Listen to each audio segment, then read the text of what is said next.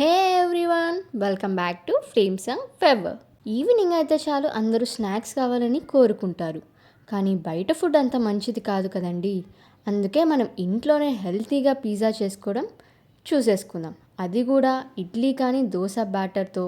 ముందుగా stove on చేసుకొని pan పెట్టుకొని ఇడ్లీ కానీ దోశ బ్యాటర్ని కానీ ఇలా వేసుకొని కాస్త లావుగా వేసుకొని మరీ పలసంగా అయితే క్రిస్పీ ఎక్కువ అవుతుంది. ఇలా వన్ సైడ్ కాలిన తర్వాత ఫ్లిప్ చేసుకొని స్టవ్ ఆఫ్ చేసుకొని పక్కకు తీసుకోండి.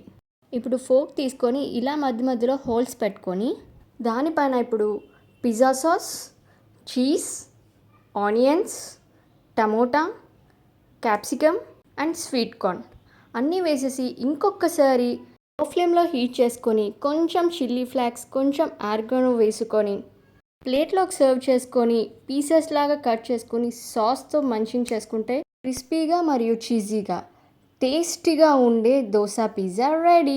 ఒక్కసారి ట్రై చేసి ఎలా ఉందో కామెంట్ చేసేయండి.